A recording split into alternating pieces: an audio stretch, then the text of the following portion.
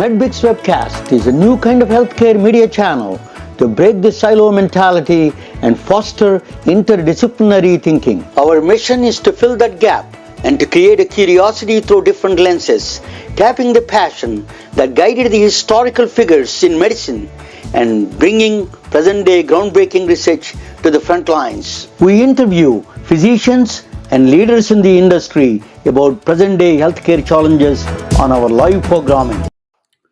Hello, welcome to the MedBix webcast. This is Raman Annamaraju. I'm the host.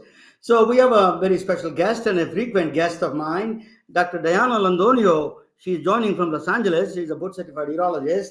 And then after that, I'm going to present a topic on a very interesting topic. It's really mind-blowing topic, even for me. You know, I read quantum physics all the times, and things that I found something today is a extraordinary thing that I found. I tell you about the ChatGPT, all the AI models, some secret, a nature's hidden secret in all these artificial intelligence. I'll tell you about that. That is what I'm going to present today.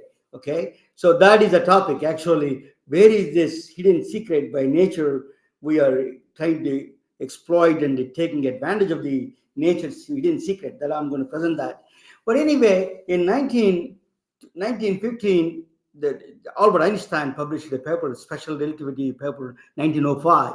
In this paper, he said that there is nothing goes faster than speed of light, because the cause and action has to be, you know, if I hit the table, I get pain next. It never can be reversed, right? I don't get the pain first and then I hit the table next. So that is the cause and effect. It integrates. It protects the causation.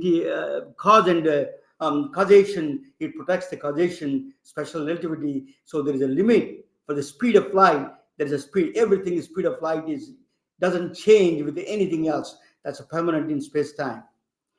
In 1915, after 10 years after that, he came back with another theory of relativity. It says that the gravity is not a force, because he saw the Mercury is moving in a very strange motion, in a perihelion motion. It is not following the laws of Newton. Then immediately he was surprised, and then he came back with a new theory. It's called a general relativity. What he says that the gravity is not a force. It is a bending of a space-time, where in the bending all these planets move around, or stars, everything move in the bending of a space-time. The space-time like a fabric. If you go to the malls, you see you put a penny, it goes and round and goes inside. That's what the bending is. That bending, the whenever there is a mass bends the space-time moves the planets and the galaxies and all the matter. That is the theory of relativity, theory of general relativity. He came back with it.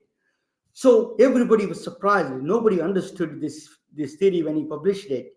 But when he came back, he said that everybody's asking, that then they want to test his theory in the South Africa. So a bunch of scientists went to South Africa to test his theory during the solar eclipse.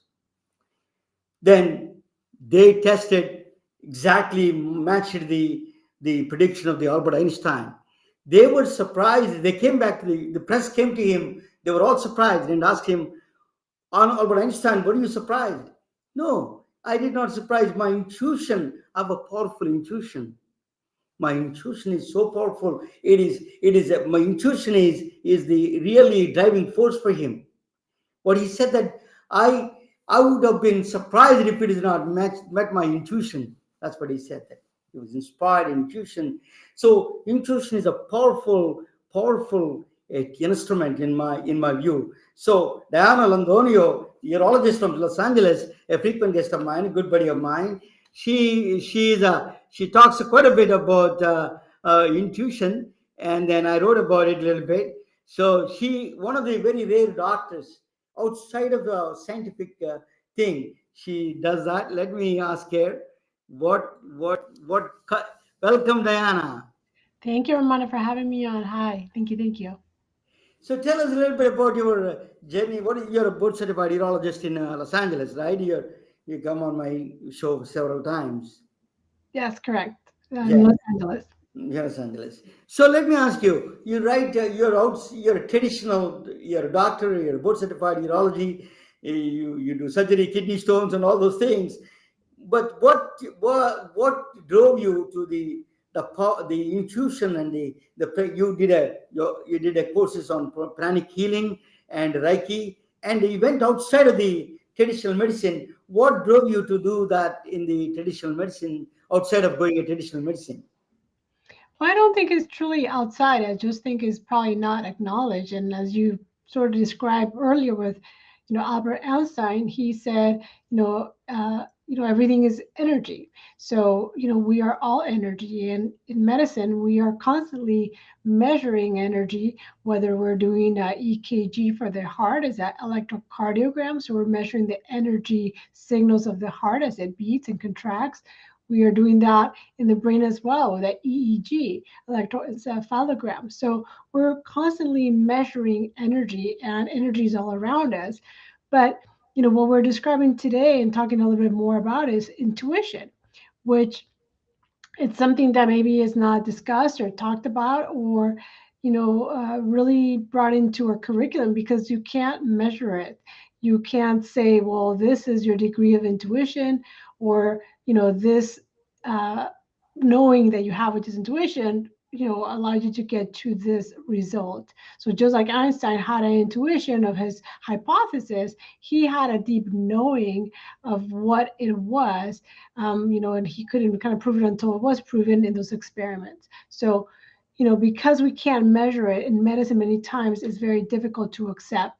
So just before, maybe even viruses or bacteria were able to be seen with, microscope, people didn't believe they existed. So, until maybe we're able to find ways to measure this or quantify it a little better, it may be hard for people to accept because it's not measurable.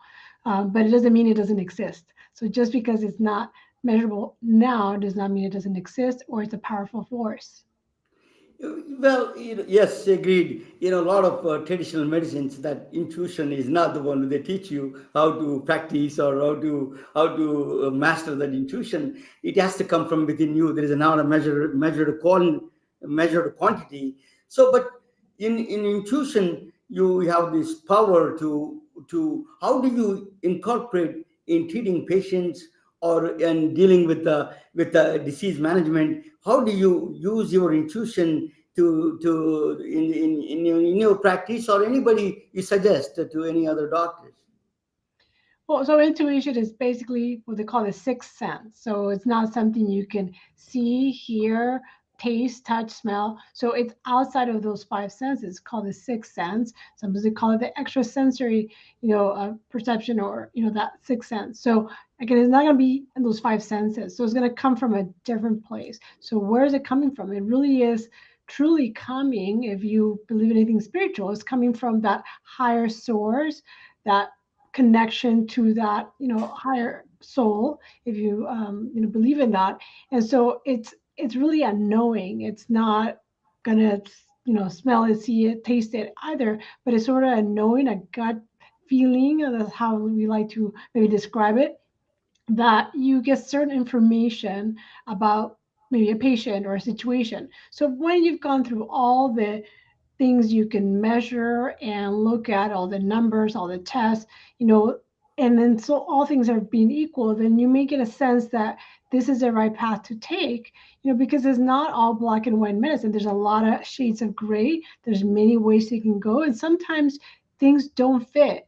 All the tests, diagnosis, symptoms. So you have to go with something more when all the tests, diagnosis, things you've done, don't give you that answer. So you have to go maybe with that knowing, and that knowing comes again from this higher source, this connection, and the best probably way to develop it is, one, to trust it, follow it, and that way you can sort of test the hypothesis. Is this correct when I tune into that, when I listen to it? And also, one of the best ways to cultivate it really is, there's many ways, but one of the major ways people say it is improved is with some type of meditation. or prayer. And why that works is because you're basically sort of shutting off that part of the brain that is filled with thoughts and computing, and it's not allowing sort of that other information to come in when you're calm, in a state of relaxation or meditation. So by cultivating that practice, you're able to listen, quote unquote, to those messages, those gut feelings, those knowings of where the next step may be that you have to take. Talking about higher source, I'm going to actually, from the physics point of view, we'd call higher dimensions. Let me present you a topic on the higher dimensions, how that higher source and higher dimensions interact, and intuition. I'm going to present a topic on it, and you and me are going to watch together. Just let me talk about this called, yeah, yeah. Yes. Okay. Well, this is a what the fascinating. This is a mind-bending journey into the higher dimensions and then the higher source that we call it so. So actually, I'm going to touch the higher source also. I don't usually touch because it is a scientific and it's scientifically speculative. Part of them are speculation because some of the things are still under research. So let me tell you about this. So this is in 2005. Just a minute. I'm going to bring a. Today was a little bit of a outside of my things going on. And just give me 1 second because I can. In 2005, École Polytechnique Institut École Polytechnique Institut de Lausanne is in Switzerland in Geneva Lake, near Geneva Lake. They started a project called Blue Brain Project. The color blue came from IBM. Their partnership with IBM, and they started a project called Blue Brain Project. The Blue Brain Project, the goal is to upload a conscious mind of a rat, which is a mouse. They want to take the consciousness of a mouse. They want to take a structure and function, both of them uploaded to a computer. In 2005, this was projected, funded by Swiss Federal Technical Institute. Okay, this was 2005. They did that. The mouse has a 70 million neurons and then 1 trillion connections. Humongous. There is no computer can handle that kind of a large data. So what they did was that um, what they did was that they took us only 30,000 neurons and 8 million connections in the frontal cortex, because the mouse is a mammalian brain like ours. It's very close to humans, very surprisingly. So they take a part of the cortex and then they wanted to translate into the digital simulation they want to do. So, one of the things whenever I present a lot of times, most of the doctors go straight to the Google and see what I'm saying is true. I find out all the doctors do, but anyway, interesting. So this is 2005. What they did was just give me 1 second. I'm going to bring this Blue Brain project. It's a fascinating project. What they did was they want to take a mouse brain and they upload it to the why they are uploading, what is the function. There is something mystery about the brain we don't understand, structure to function. I'm not talking about just pure medicine.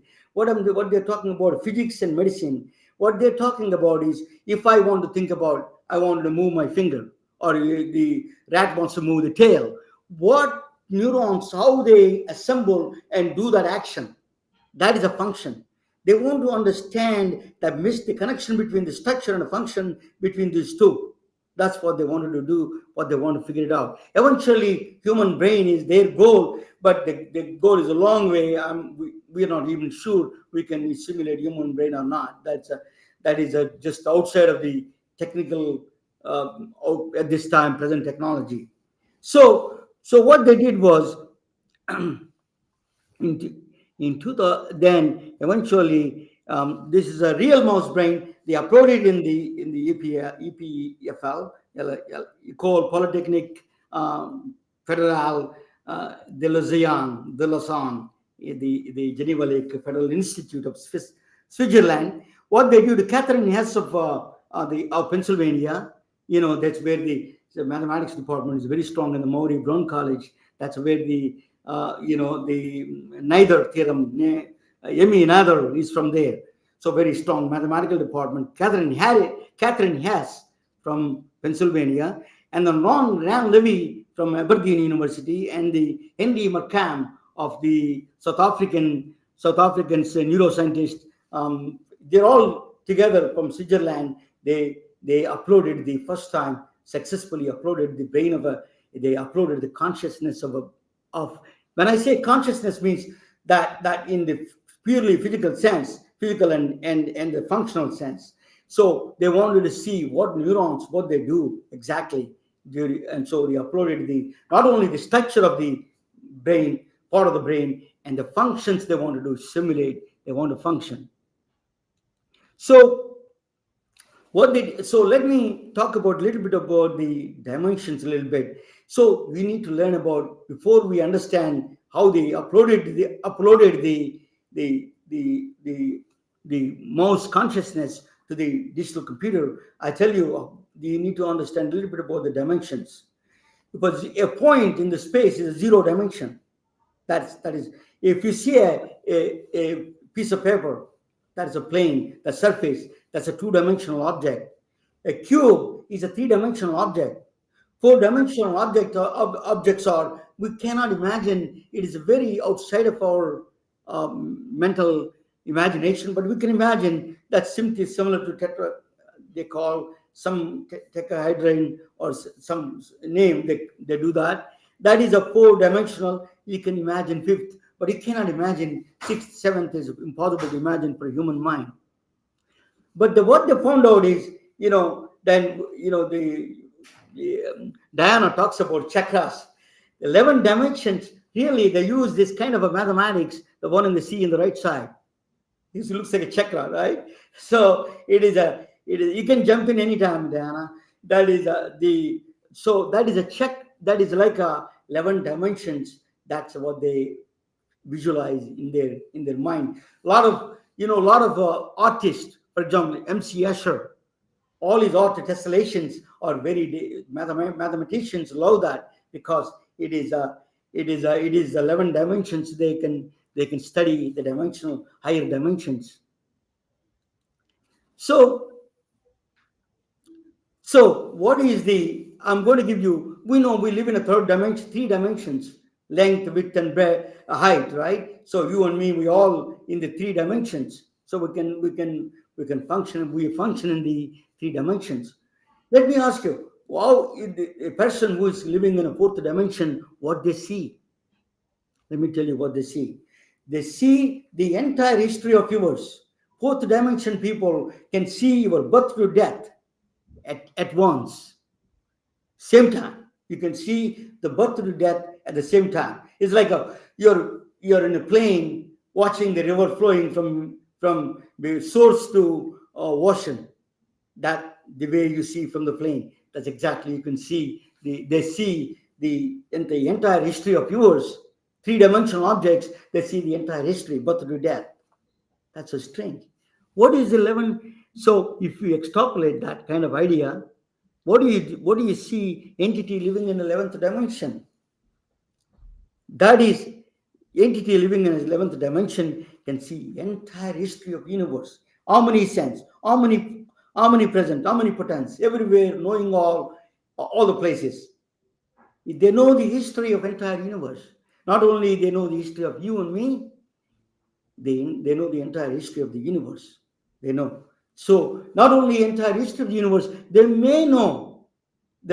I'm not going to call God because it's a science, so I don't want to call that name. But the entire history, they may see other universes, in fact, from there. So the 11th dimension is a very powerful entity living in 11th dimension, could be like a god. I don't want to say that, but that is the power of the 11th dimension. So we don't know a lot of these things, how the dimensions really extrapolate. String theory, for example, proposes the 11 dimensions. String theory is the theory of everything, that they say all the matter and everything. Actually, at the end, if we go further down, all the way, zoom in, all the way, we're all strings, bunch of strings, and vibrating in the space time. That's what they say. So this is a basically 11th dimension. That is came these dimensions in the physics um, came from a string theory. But actually, we want to find out the higher dimensions. They're looking for it in the Switzerland, in the Geneva several laboratories, Hadron Collider. They're looking for the all the higher dimensions. We have not found yet. That is one of the drawbacks. Still is under research. These physicists are actively looking for the higher dimensions. Actually, my good friend Dr. Shamit Kachru in Stanford does a lot of these things. He may be watching, Dr. Kachru. Hello. So, so what they did was they uploaded the structure of the brain, not only structure and the function. They uploaded through clicks and cavities. They found out they uploaded. They took a lot of MRI pictures and all the CAT scan and X-rays, all the neurons structure, and they copied to the computer, and they found out the function. This is the where very strange thing comes in the picture. What they found, so if you give a stimuli, like if you touch the brain of a mouse, it moves, right? So they gave a stimuli to the digital brain, digital mouse brain, and what it does, they want to see what the neurons do. What the neurons did is an amazing thing. They followed a kind of a formation to the higher dimensions. They went all the way to 11 dimensions. They found the cavities, they call cavities and cliques. It's basically vertices of all the neurons connected, every neuron connected with every other neuron.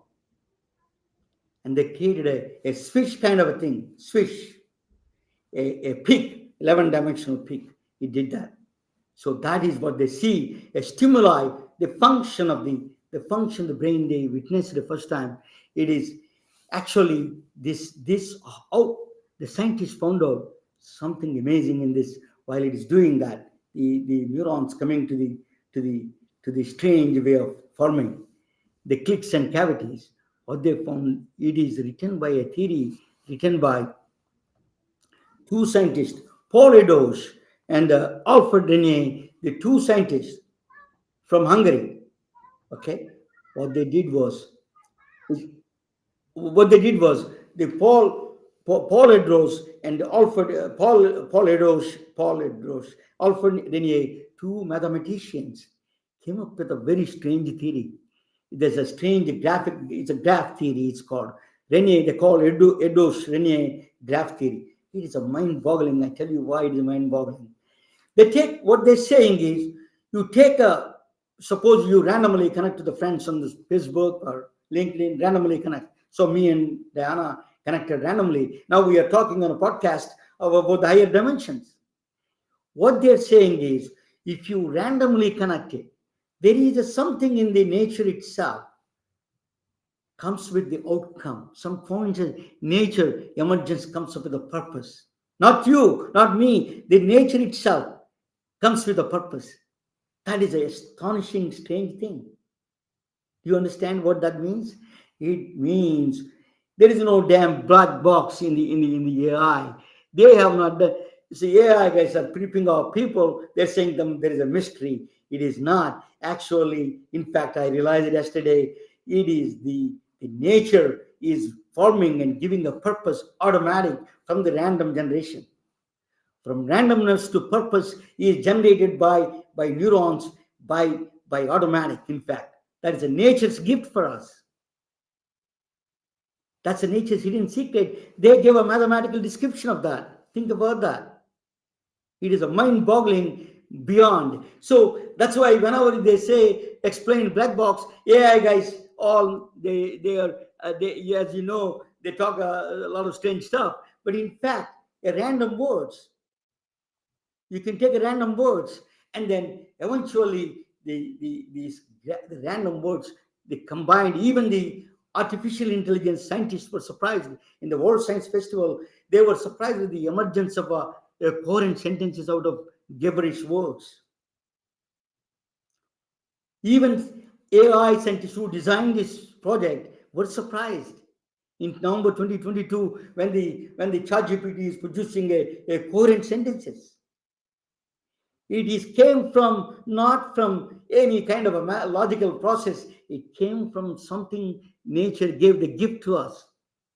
They use a special graph theory they didn't use. That graph theory it followed, and then it came with the emergent property that is. Oh, there were, I'm in the computers. I learned the computers in the beginning days. They were talking about expert systems and all these things for a long time. It did not do it. We have not gone so far anyway. When you put number of these random words you put together, it emergence, this kind of emergence comes out. There's no damn black box. They're trying to make some more money out of it. In fact, nature's gift to us. This is an unbelievable gift to the nature randomly collecting together is producing is this kind of thing. We saw in the digital brain, digital mouse, this neurons switch are actually it's mathematically connected with the switch is proved in the digital brain, and they coincided with the real brain of the mouse. The mathematics of this graph theory was graph theory is basically connecting all the vertices, and when they randomly connect it, and there is a purpose comes out of it, there's the action comes out of it. That is an amazing discovery in 5U. So when I was asking these questions to so that is the nature's gift for us. The unreasonable, one of the very well-known mathematician and physicist, Eugene Wigner said the unreasonable efficiency of mathematics in science is a gift we neither understand nor deserve. What he was saying is the strangeness of this strange intuitive way these things are working in the nature. That intuition just playing a role and coming up with a coherent sentences is an amazing. That is a gift we got it from the nature. Mathematics is a tool that we can study about it. We don't know how it came out, but we have the unreasonable effectiveness of reading that thing. That is an amazing, right? So no, that's why I said that Diana's words, that how did it spit out the, we give a bunch of words. Diana speaks speaking like a Diana bot. Diana bot can speak Diana's language, So that is the nature's gift. So that is the power of that theory. That is the one thing. Now, so let us talk about the life after death. I'm dead, and my brain was uploaded into the consciousness in the digital brain. So what it does after I'm dead, all these my brain neurons with the stimuli, they connect together randomly and can come up with the new ideas and can come up with the talk with other people. My brain lives on eternally and come up with the new ideas. That's what graph theory is saying. This is the question I gave to the ChatGPT and Gemini. They said that it's a fascinating connection. It said it's validated my theory itself. So this graph theory can constitute my neurons and form a new connections. In fact, it may come up with a new laws. I am bounded by the present physical world. My brain may do a lot of things without all the restrictions. So it may come up with a new laws, new inventions. I may talk with the Diana from the death. So it is an amazing that nature's gift is a truly an amazing gift. And now I understand why we are worried about this AI's danger is that it can assemble itself and can come with the emergent poverty. It can come up with the new laws, new systems.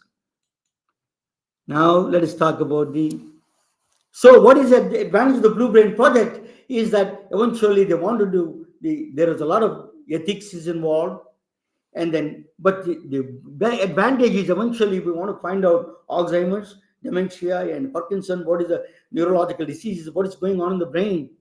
We can see through the Blue Brain project. That is, a lot of things are going on in this direction. But let me tell you, very interesting about this. There is a problem there. One problem they're complaining about the carbon footprint. You know, this it's 31,000 neurons, and 8 million connections. The IBM superfast computer is spending so much energy. Carbon footprint is one of the highest in the among the computational powers. It's consuming a lot of power. Just don't make a fun of a rat brain. The IBM superfast computer cannot match even the part of the rat brain. It requires humongous amount of power, carbon footprint. Then ethical questions: what are you going to do with the new consciousness arising from this one? Well, neuroscientists may differ what is a consciousness definition is. That's I'm talking about physics, strictly physics point of view. Action, the structure and action together. That's all. But there's an amazing things going on in the brain. Is a very powerful instrument God given that to us, or I don't want to say God, something nature give it to us. This brain is very mysterious in that sense.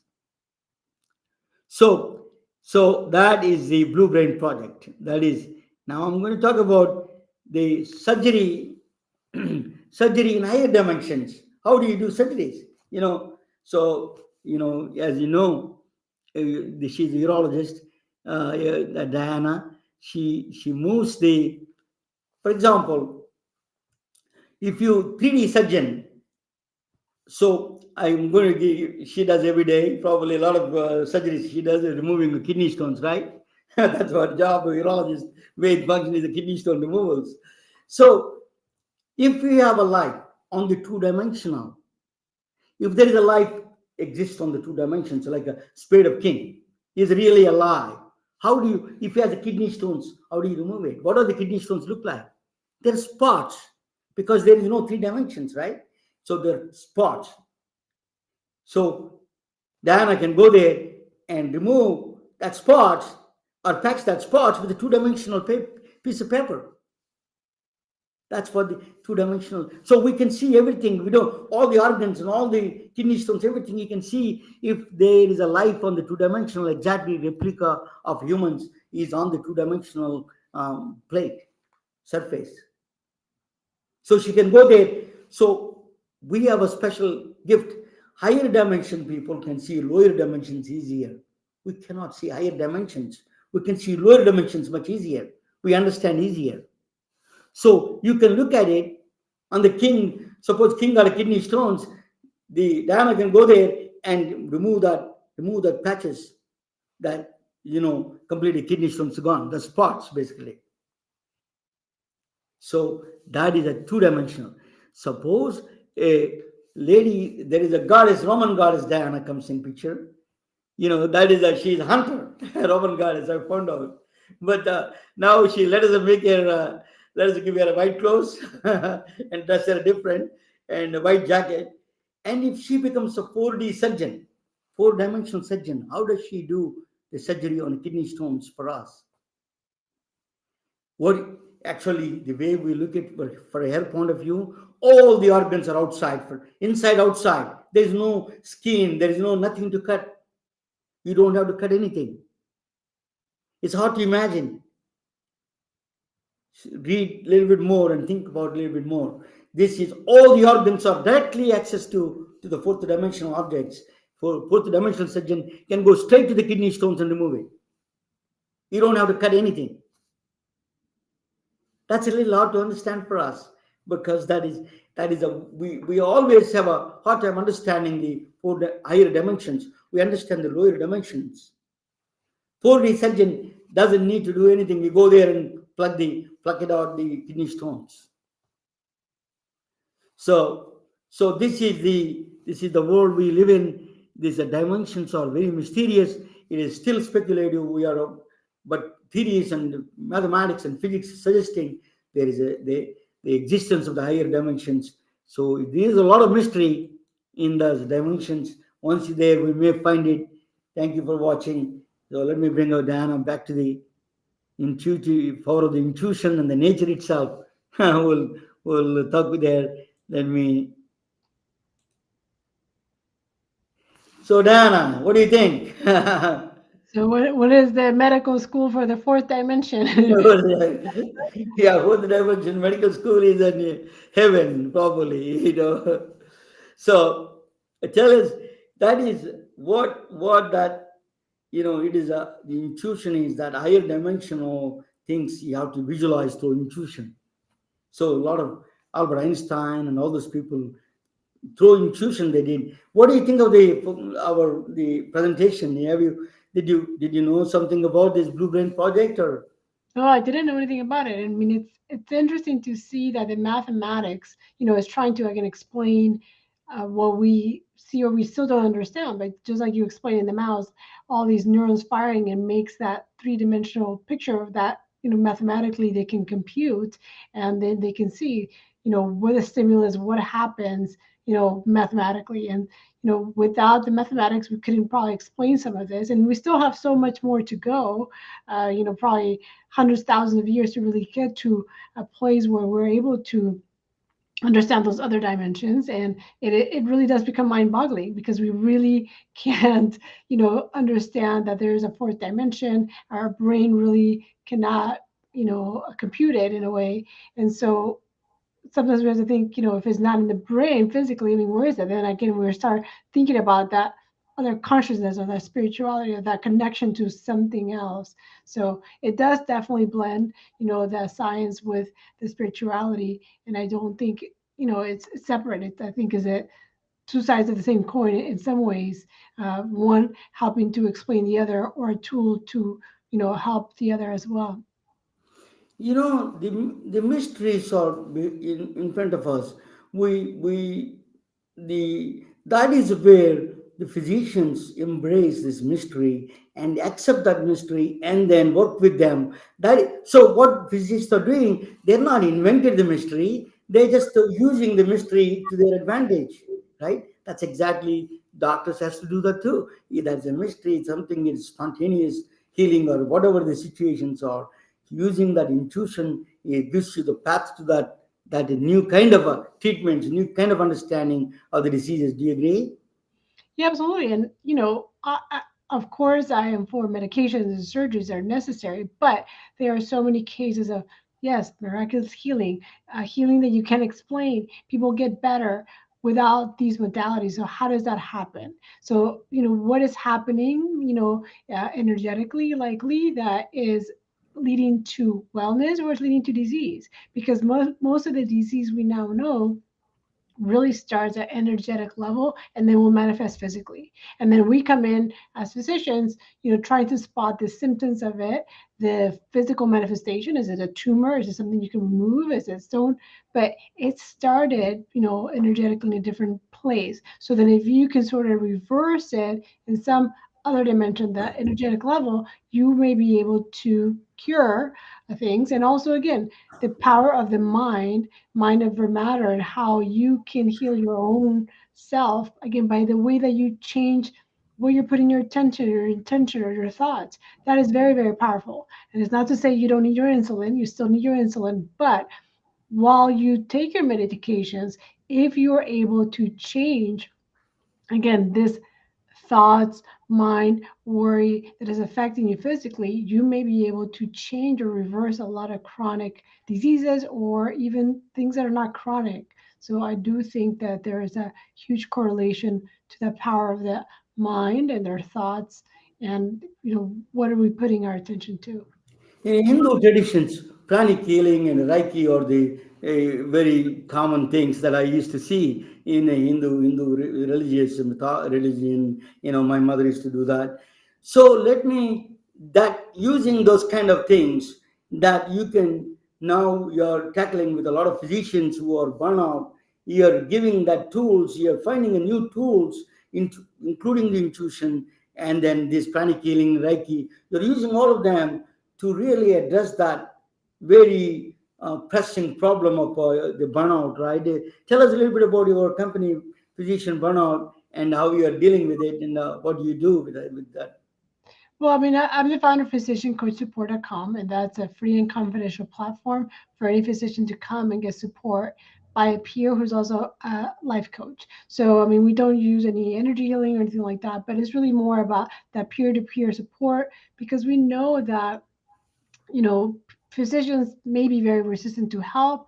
They are resistant to feel like they're not perfect. They feel like imposters. They don't want to talk to anybody else about what's going on. So we want to make it available, easy, free, and really accessible. And knowing that the person that they're speaking to has likely gone through many, many, many of the challenges we all go through. And so that's why it's important that it's a peer and it just helps you look at the situation in a different light. So whatever happens to you in the day, you can even make a huge story about it that's going to drag you down the vortex of negativity and anxiety and stress and anger, or you can look at it a different way and have a different outcome. So all of our thoughts that we have are going to generate a feeling. And from that feeling, we're going to take some action to have a result. So the way that we pay attention to our thoughts can help like lead us to a different result. So that's really how coaches can help. And again, we're not using any energy healing in that sense, but these are just different tools that you can find in different areas, different places, if there's something that is interesting to you. But I think if we don't learn to pay attention to our mind and our thoughts, then it's very difficult to even go down another step. So we have to first understand what are our thoughts doing, where are we going with them, how are they leading to our feelings, and that we do have feelings, we're not robots. And those feelings then again are going to lead to that action and then definitely to that result. So many times if we want to change our current situation, where we're at, we need to realize like we were the creator of that current situation. We also have the power to change it. So that is not something that's fatalistic, it's something that is actually very empowering to realize we can change our reality, starting backtracking to really our thoughts and go from there. Ladies and gentlemen, this is the Dr. Diana Londoño, the physician coach support.com. Thank you for joining. Thank you. I'm honored and privileged to have you anytime. Diana, thank you so much for joining with us. Thank you, Ramana, and thank you for always expanding our mind, making us think about things that we normally don't, and just really trying to, again, learn new things, stay open, stay curious. And, I think that curiosity, no matter what it is a good place to be because when you're curious, you're not in a stressful state, you're open minded, and that's very important, for our well being to stay in that curious mindset, just like children are always curious, always thinking about new ideas and not closed off. So that's an important mindset to have. So thank you for that. Thank you all. Good night. Thank you so much, Diana. Good night, all. We are retelling their stories through our patented designs that can be worn on scrubs, t-shirts, printed on conference bags, and endless other promotional materials. Daily Wear for Medicine is the first ever of its kind to create curiosity in medicine through visual art. We at MedBricks are celebrating unsung heroes of the past who made enormous contributions to the field of medicine through our unique campaign called Daily Wear for Medicine. You can wear it, carry it, and give it